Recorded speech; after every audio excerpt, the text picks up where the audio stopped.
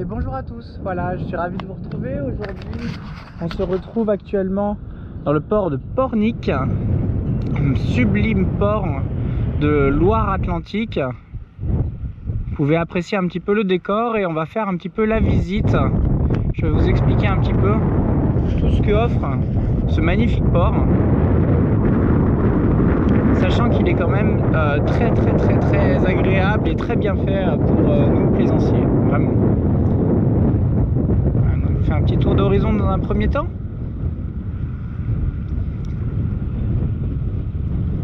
Voilà, donc on va parler en premier lieu du chenal d'accès, comme vous voyez.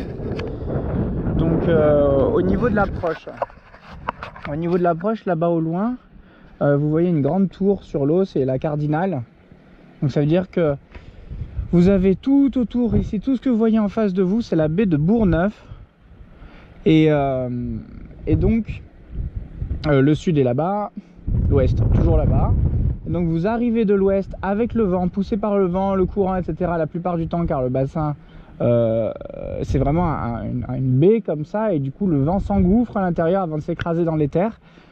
Donc du coup il y a quand même beaucoup de courant, beaucoup de vagues qui vous ramènent comme ça jusqu'à cette Cardinale, hein. Donc c'est très facile de traverser cette baie et d'arriver à cette Cardinale là, qui se trouve facilement sur les cartes. Si je dis pas de bêtises, c'est une tour et c'est une Cardinale, ça s'appelle Notre-Dame je crois.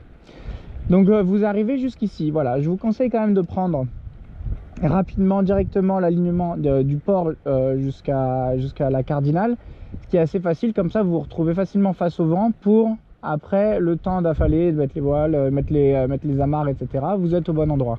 Ça c'est du classique, c'est du vu et revu, hein. Toujours revenir un petit peu plus au vent. Voilà, maintenant les deux choses à ne pas faire. Vous voyez aujourd'hui, on voit très bien, on distingue très bien, vous avez une perche verte, une perche rouge, une bouée verte, une bouée rouge. Voilà, il n'y a que ça. Il y a deux bouées, deux perches. C'est tout simple. Sachant que les perches, c'est déjà l'entrée du port, comme vous pouvez le voir. Donc les choses à ne pas faire, c'est de ne pas prendre cette porte. Voilà, parce que on a vu sur les cartes que ici, de la verte là à la verte là-bas, il y a un estran énorme. Et du coup, il y a très peu de fond. Donc voilà, j'ai vu des gens couper comme ça, arriver directement en ligne droite pour aller dans le port. Je vous le déconseille fortement parce que en plus de ne pas avoir de fond, vous êtes déporté par le courant et un petit peu rossé comme ça vers la côte. Et du coup, si vous avez un moteur qui est un petit peu faible ou des choses comme ça, vous pouvez très vite vous faire embarquer, hein. On voit ici un petit peu, je ne sais pas si ça rend bien à la GoPro, mais vous avez une espèce de petite ligne blanche comme ça délimitée au milieu de la mer, comme ça à mi-chemin entre les deux vertes. C'est justement l'inversion de courant, c'est-à-dire que de là, il y a beaucoup de courant qui vous pousse vers le large. Et une fois que vous avez passé ça, c'est-à-dire c'est vraiment après la verte, il faut savoir qu'entre ces deux bouées là, entre les deux bouées, il y a beaucoup de courant quand même, hein. Vous êtes vachement déporté, donc il faut bien serrer la rouge, toujours bien serrer la rouge et viser directement la prochaine rouge. Voilà, il faut serrer les deux rouges parce que tout le reste c'est de l'estran. Voilà, donc bon, on voit plein de bateaux faire des erreurs. En plus de ça, on est à marée basse. Je vais vous donner l'heure précise, etc. et la date pour les calculs de marée. Mais on est à marée montante. C'était la marée basse il y a quelques heures, même pas. Donc du coup, voilà. C'est important quand vous venez ici de bien viser cette entrée-là de chenal, sachant que, en plus, magie de la chose, elles sont illuminées de nuit. Donc ça veut dire que les approches ici de nuit sont particulièrement simples. Vous visez la Cardinale, vous prenez votre cap par rapport à votre carte, vous vous rapprochez d'ici, vous voyez tout ça qui clignote, vous prenez les premières bouées, après les perches. Je pense que l'entrée ici de nuit est très simple. Voilà. Maintenant, voyez, ça coupe dans tous les sens, donc je vous le conseille une fois de plus. L'approche n'est pas faite pour rien. Ici, s'il y a ça, c'est que forcément ça remonte jusqu'à la perche rouge. Il faut surtout pas passer entre les deux. Et on a vu sur les cartes qu'entre les deux perches vertes, il y avait de l'estran. Voilà, bien sûr, le chenal est dragué à 1 mètre en dessous du niveau des cartes. Donc vu que par petit coef, tout le monde rentre, les gens regardent même pas les coefs, la marée, etc. On en reparlera. Mais ça rentre quand même assez facilement, la fourchette est très large. Maintenant, ça ne rentre pas tout le temps. Vous ne vous faites pas piéger à fort coef. 1 mètre au-dessous du niveau des cartes, ce n'est pas assez. On peut trouver des marées à marée basse à 30 cm, hein, donc 60 cm.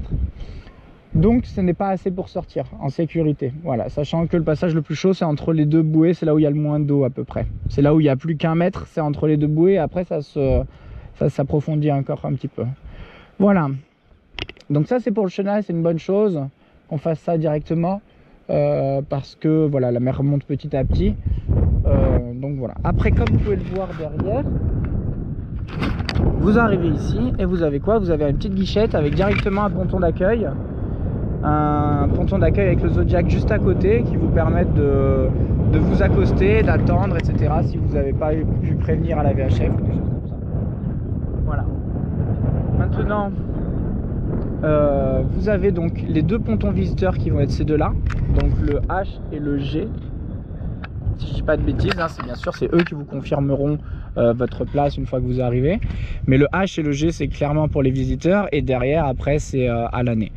Donc vous voyez que si on arrive à G, c'est que ça va jusqu'à A, et au moins il y a B, il y a 2 B en plus. Donc il y a quand même pas mal de place, pas mal de pontons. Voilà. Vous voyez les filles qui viennent vous accueillir pour vous placer, etc. directement. Donc un service comme d'habitude de Zodiac. Après vous avez donc un grand bassin de 960 places à flot quand même, 180 visiteurs je crois, on vérifiera ça tout à l'heure. Donc quand même un port assez conséquent, vous voyez que c'est très bien protégé du nord-ouest hein, qui vient comme ça. Donc une fois dans le bassin, il n'y a pas trop de problème de vagues, sauf si vous êtes dans le ponton visiteur et que vous avez du sud-est, mais bon c'est assez rare.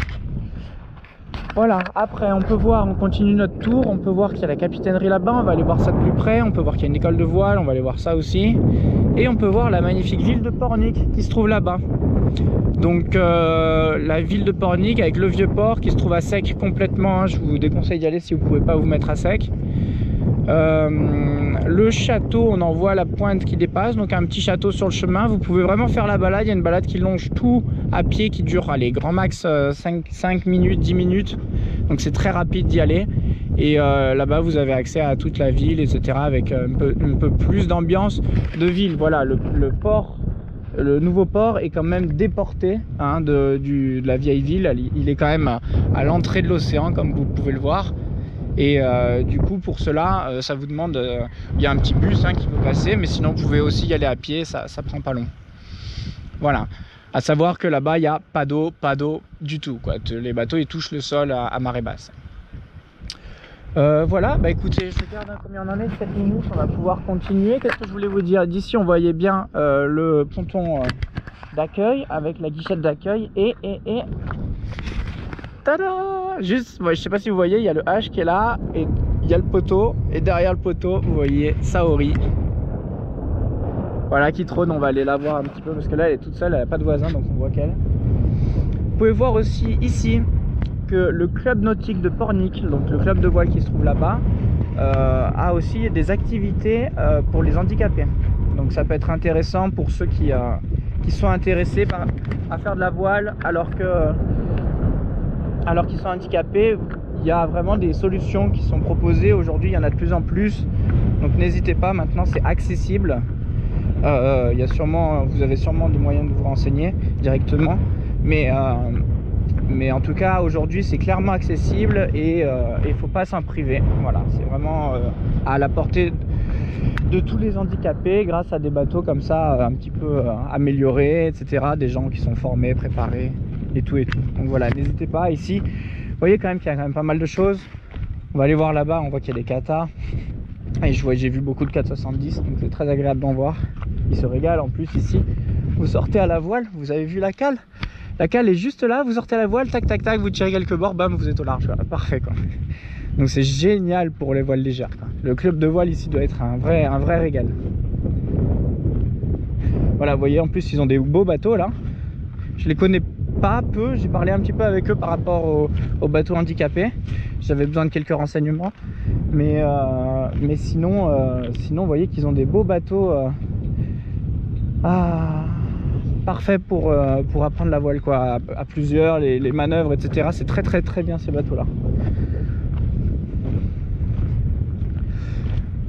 Voilà, vous avez aussi là-bas, vous voyez que se préparent les jet skis. Donc vous avez location de jet ski, des gros jet skis tout beaux, tout neufs, qui font beaucoup de bruit. Et voilà, donc si vous avez l'occasion et l'envie, pareil, vous voyez que quand même beaucoup de choses sont proposées dans un petit port qui est quand même assez reculé. On verra après que ici, vous avez le grand parking. Derrière, vous avez allez, 6 restos à tout péter. Et plus rien, hein. Il y a une magnifique plage là-bas derrière. Et est-ce qu'on finit sur la plage ou on finit au bateau? Ça, c'est une bonne question. On va voir. On va voir. En tout cas, voilà, vous avez que quelques restos, mais après, très vite, il y a un peu quelques patelins derrière, mais pas grand-chose, hein. Il y a un chip pas trop loin, mais vous voyez qu'il n'y a pas de chip à proximité, il n'y a pas de centre commercial. Il y a vraiment que des restos à portée de main. Donc après, à proximité, ça dépend quelle est votre proximité, mais vraiment autour du port, il manque quand même le supermarché et le chip qui doivent être un petit peu plus loin. J'ai compris qu'il y en avait un, mais... Donc voilà un petit peu l'école de voile. Regardez-moi ça, tous ces bateaux bien rangés, bien entretenus. Donc ça donne envie, quoi. Ça sent la bonne école de voile, quoi. Je les connais pas. Oh là là, il y a une batterie d'optimistes derrière, c'est magnifique. Donc voilà, c'est pour ceux qui veulent commencer la voile, vous rendez là-dedans, un truc comme ça. Planche à voile, catamaran, optimiste. Et ils sont où les dériveurs? Petit catamaran, grand catamaran. Voilà, et il doit sûrement y avoir des dériveurs, mais ils ne sont pas là. Voilà, donc vous avez aussi une grue 50 tonnes. Donc voilà, ça porte n'importe quel bateau avec une belle lance ici. Donc pareil, très facile pour sortir votre bateau, le mettre à sec. Ici, c'est vraiment très pratique. Voilà, il y a des endroits c'est moins pratique que d'autres. Il y a des endroits où il n'y a pas de, où il y a qu'une cale ou des choses comme ça. C'est plus compliqué, quoi. Voilà. Hop, voici la capitainerie. On peut voir les horaires. Voilà, numéro horaire. Sachant que l'été souvent ils finissent plus tard, hein, comme d'habitude.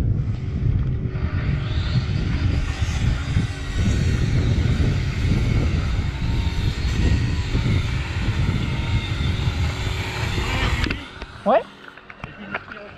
Ok. Ça marche. Ouais. J'avais du mal un peu en début de passerelle, donc ouais. Mais lui il a réussi par la wifi, il est sur internet. Donc, ok, bah, je vous tiens au courant. Le technicien vous tenez au courant, ouais. D'accord, okay. Avec plaisir. Je vous remercie. Oui.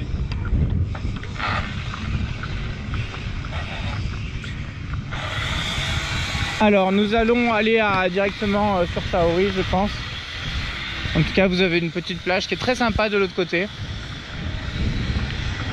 Et une fois à bord, une fois à côté, on va voir ce que j'aurais pu oublier. Mais voilà à peu près voilà, des pontons visiteurs non sécurisés, ce qui est pas quand même sous les yeux de la capitainerie, mais c'est assez classique, hein. Souvent les pontons à l'année sont sécurisés, les pontons visiteurs ne le sont pas.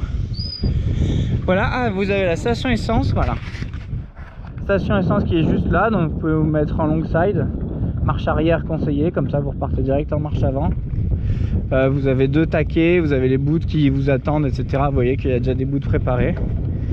Voilà, les jet skis qui se préparent à partir. Et voilà, alors après, je vous assure que, étant sur le ponton visiteur, l'ouest étant là-bas, quand vous êtes sur votre bateau et que vous avez le coucher de soleil là-bas qui traverse tous les mâts du port, j'ai des photos à tomber de cet endroit. C'est vraiment très relaxant si vous avez besoin de calme. Moi j'étais en plein mois d'août, je sortais de l'île Dieu où ça avait été vraiment très vivant, très éprouvant au niveau des mouvements dans le port, de la vie, etc. Ici c'est vraiment beaucoup plus calme. On aura le temps d'en reparler, etc. quand on sera en mer, et comme ça j'aurai un petit peu mûri mes pensées sur cet endroit. Mais c'est vrai que j'ai quand même beaucoup de choses à dire sur la vie au port, etc. On aura le temps d'en reparler. En tout cas, ce port est quand même particulièrement calme, particulièrement agréable, et donc,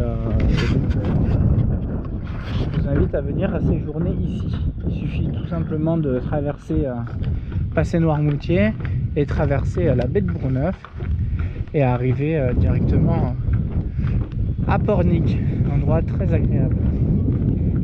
Voilà, donc on va finir cette vidéo sur Saori, prête à repartir. On repart dans quelques jours.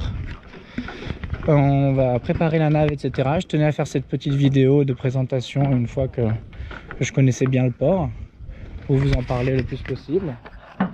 Et du coup, nous allons partir et nous allons aller direction Piriac. Alors en une traite ou en deux traites, on verra bien, selon le vent, selon les conditions, selon le bateau. Mais vous voyez un petit peu l'état. Le bateau est bien préparé, toujours rayonnant de bonheur.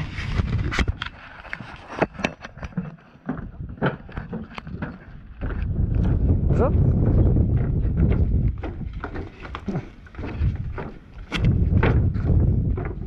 Hop, on va aller là-bas.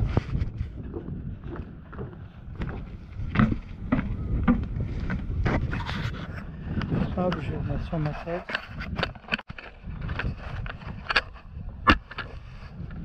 Voilà. Regardez toute la place que j'ai, on est en plein mois d'août. Il n'y a plus personne, ça s'est vidé. Après, là on est quoi? Comme je vous ai dit, j'ai dit que j'allais vous donner l'heure tout à l'heure.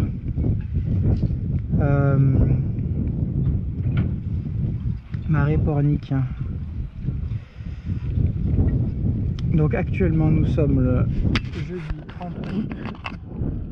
Il est 4h25 de l'après-midi et nous rentrons gentiment dans les premiers 3/12e. Donc on est à marée montante et vous voyez que ça monte assez vite et on a 81 de coef. Voilà. Pour vous donner à peu près un avis de ce que vous avez vu à l'extérieur tout à l'heure. C'est une bonne chose. Maintenant, je voulais finir avec le petit dépliant. Vous voyez qu'ici ils sont très agréables. Ils ont, dès que vous arrivez, ils vous donnent une vraie brochure énorme avec tout ce qu'il faut à l'intérieur. Pas besoin de demander 12 milliards de trucs.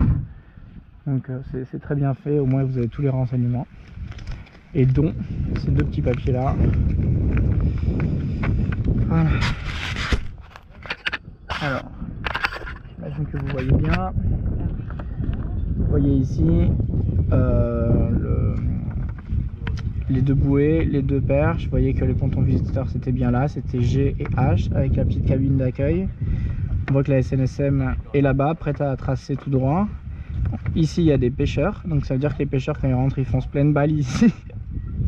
Et ils font bouger tous les pontons les uns après les autres, c'est assez drôle. Moi ça me dérange pas, d'autres gens sont perturbés. Moi ça me va, je m'en fous. Après donc ici carburant, élévateur 50 tonnes comme on a vu, la capitainerie, vous voyez tout est bien fait. Déchets des maintenances, bien sûr vous avez la laverie et etc. Station essence, le tri. Et voilà, et la petite plage de la Noéveillard comme on a vu. Et le phare, alors là-haut on le voit derrière les arbres la nuit. Je l'ai vu de près, c'est un phare à secteur hein, comme on avait vu sur l'approche au tout début. Donc du coup vous voyez avec secteur vert, secteur rouge, secteur blanc, donc c'est rigolo d'aller les voir de près ces phares là. Voilà, et bien sûr le club nautique de Pornic, voilà. Et alors je voulais finir sur un truc, c'est qu'il n'y a pas de vélo, ils ne vous prêtent pas de vélo malheureusement. Ce qui est bien dommage parce que la ville étant juste à côté, etc. Moi ça m'aurait été bien utile. Il n'y a pas de vélo à bord et tout, et dans la plupart des petits, entre guillemets petits ports, quoi, il n'y a que vraiment à Port-Joinville où ça se comprend qu'ils ne prêtent pas de vélo. Mais sinon, là pour le coup, il n'y a que des locations de vélos électriques. Donc ça peut être très sympa, mais vous voyez à peu près le tarif. Je vous laisse apprécier sans commentaire. Donc le vélo c'est un peu dead, c'est dommage. Voilà, je trouve ça un petit peu dommage parce que le port est un petit peu à l'extérieur. Ça aurait été quand même ça aurait été un petit plus. Voilà, de toute façon ça sera dans la description, on verra un petit peu ce qu'il en est. Et puis voilà. Bah écoutez, je vais vous laisser sur ce beau, hop, devant ce beau bateau. puis on se retrouve très bientôt pour une préparation de nav et derrière une belle navigation jusqu'à Pornic. Vous voyez qu'ici l'accostage en solitaire est assez chaud parce que il n'y a pas de taquet. Déjà ça c'était ma première surprise, ça c'est assez chiant pour s'amarrer. Et en plus de ça, j'ai le poteau, quoi. Donc j'ai tout ce qu'il faut pour un amarrage en solo bien costaud, quoi. Et le vent de dos, donc le vent qui me pousse dans le ponton et dans le poteau. Mais on a fait que des accostages réussis pour l'instant, donc c'est très bien. Normalement, il n'y en aura pas d'autres, donc c'est plutôt pas mal. Voilà. Bah écoutez, je vous laisse. Et Saori, tout ce qui est externe est prêt. Il suffit maintenant de préparer un peu l'intérieur, le matossage, le rangement, la navigation, et on est reparti pour de nouvelles aventures. Voilà, je vous embrasse, je vous dis à bientôt, bye bye.